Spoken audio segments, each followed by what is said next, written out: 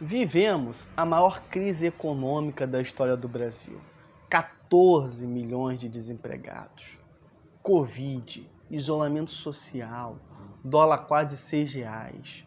Como esse panorama afeta o setor e as tendências do transporte público brasileiro? Fique comigo que esse será o tema deste vídeo. Sou José Eduardo Testai Júnior. Antes de começar, convido você a se inscrever neste canal com vídeos novos todas as quartas. Assim você será notificado sempre que um novo vídeo for postado, além de contribuir para a futura reforma do Ciferal Tocantins. Não é de hoje que as tendências na esfera dos transportes estão passando por uma profunda transformação. Há mais ou menos 20 anos, os veículos particulares, os veículos de passeio, ficaram mais acessíveis, mesmo com os impostos imorais. As ruas ficaram abarrotadas de carros, gerando mais engarrafamentos e aumentando cada vez mais o deslocamento em algumas cidades, o tempo de deslocamento em algumas cidades. Recentemente foi a vez do Uber universalizar, esse transporte, que afetou diretamente os taxistas, ao mesmo tempo que respingou no setor dos transportes urbanos e até mesmo rodoviários.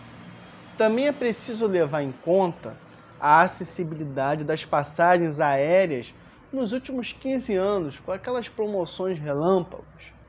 Antes, havia uma única opção para a classe média e pobre do Brasil: um ônibus. E foi assim entre a década de 50 e 2010.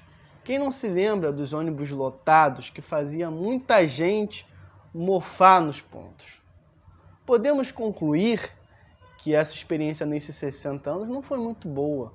Apesar de vez em quando romantizarmos, quando vemos os vídeos e fotos dos ônibus antigos passando pelas ruas, lotados. Para você ter uma ideia, era comum as pessoas andarem penduradas na porta traseira, que era a porta de acesso, e hoje em dia essa porta de acesso é pela porta dianteira, ou andarem espremidas dentro do próprio ônibus, porque ninguém sabia exatamente quando o próximo ônibus iria passar. Sempre existiu menos ônibus do que a demanda realmente precisava. E ninguém sabia quando o outro ônibus iria passar. Podia levar 10 minutos, 20 minutos, 30 minutos ou até mesmo uma hora.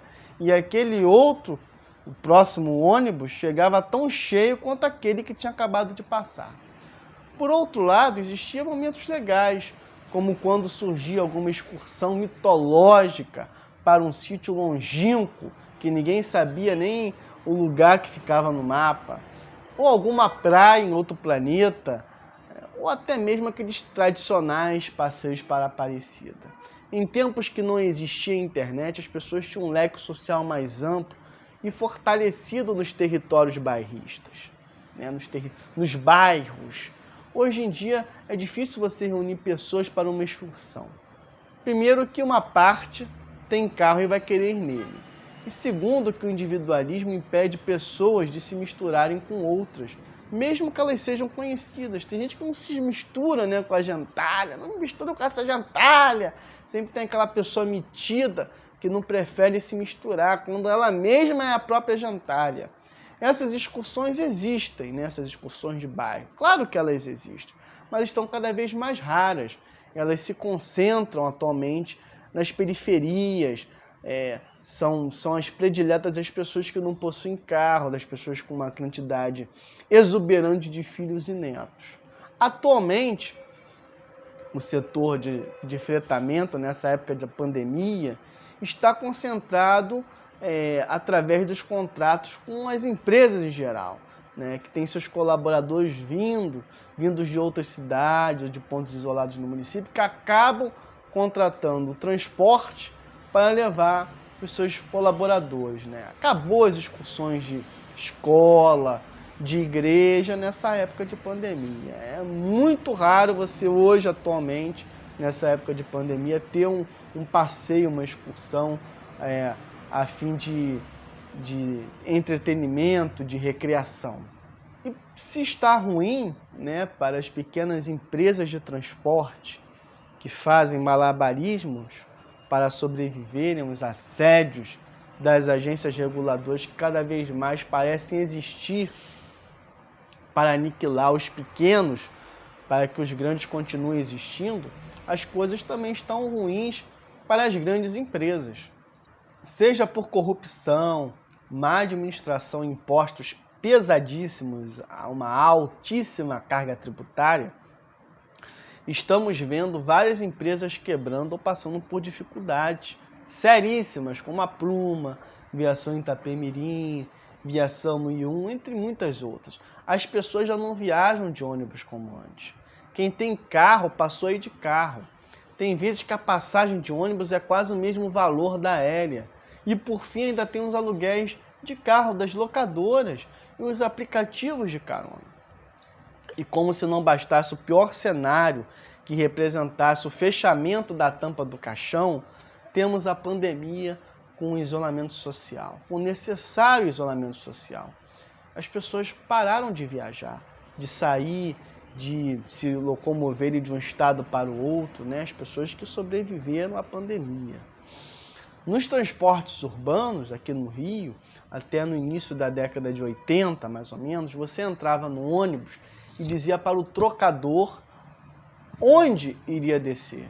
E de acordo com o ponto de descida, você pagava o valor correspondente. Vamos supor que até o ponto final fosse R$ 4,05. Se você descesse logo no início do percurso, ao invés de você pagar os 4,05, você pagava R$ 1,50.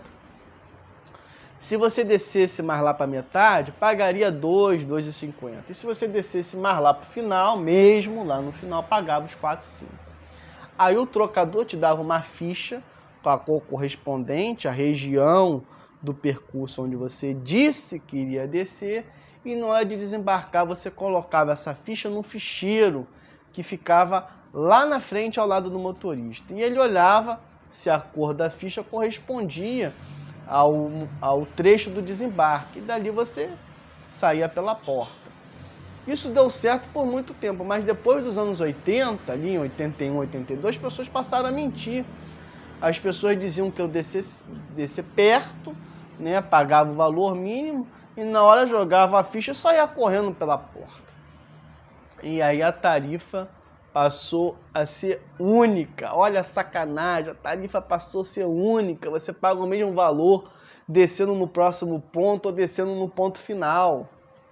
E é por essa tarifa única que eu prefiro pagar R$ 5,00 de Uber, que passa aqui na minha porta e me deixa no local exato onde eu tenho que desembarcar para resolver alguma coisa, em qualquer lugar do centro da minha cidade, do que andar até o ponto, esperar o ônibus passar, pagar R$ 4,05 e ainda descer em um ponto lá no centro para depois ainda ter que ir andando onde eu tenho que verdadeiramente ir.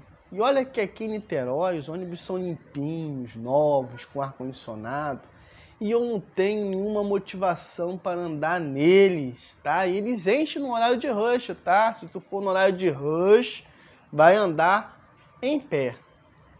Agora imagina nesses municípios aí distantes, pobres. Ou os transportes se adequam e o governo tira alguns tributos que oneram essas empresas do ramo, ou o transporte em si, o transporte de ônibus, será cada vez mais dispensável. Essa veio daquele aviso, né? Fale com o motorista somente o indispensável. O motorista continua indispensável, mas o ônibus está dispensável. Talvez não mude muito, pois quem anda de ônibus hoje em dia são os mais pobres.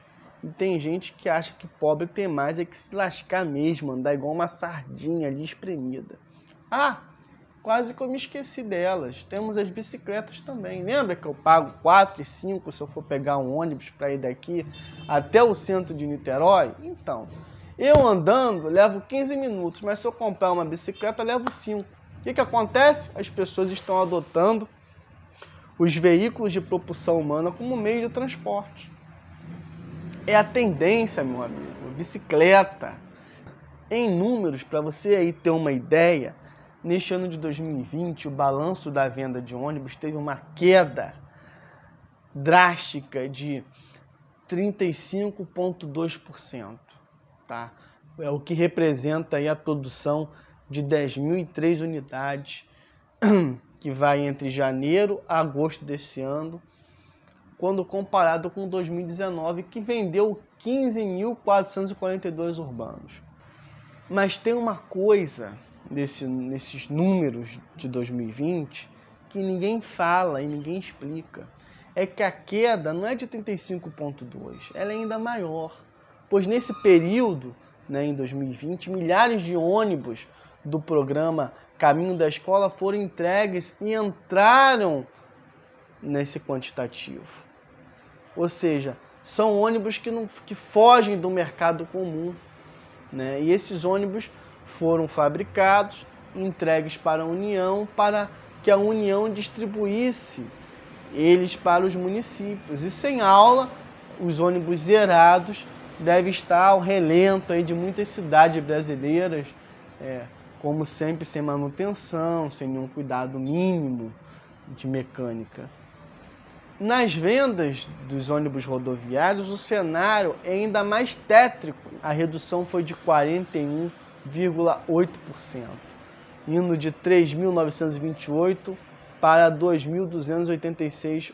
Os pequenos, médios e grandes empresários se juntam, que eu acho extremamente difícil. É mais fácil os pequenos se juntarem com os pequenos, os médios com os médios, os grandes com os grandes, ou eles se juntam, tá? E pressionam o governo para diminuir a tributação e facilitar suas operações, tornando-as menos burocráticas e menos custosas para o consumidor final. A maioria das empresas de ônibus nas próximas 2 décadas será como os circos hoje em dia, longe dos seus holofotes, dos seus templos áureos e sem atratividade, tá? Fora que muitas dessas empresas vão desaparecer. E com o mercado desaquecido, é bem provável que os preços dos ônibus usados caiam pela ausência da procura. E isso atinge os ônibus mais antigos e os torna ainda mais acessíveis para você aí que sonha em ter algum clássico. É bem provável que os ônibus clássicos, nos próximos 20 anos, os que ainda não desapareceram, sejam vendidos como preço aí de sucata. Se você gostou do vídeo, dê o seu like, faça seu comentário com a sua opinião. O que você acha que vai mudar, que tem que mudar no setor de transporte público? Deixe suas sugestões e críticas em relação ao canal, tá? As suas sugestões e críticas são muito importantes para mim. Grande abraço!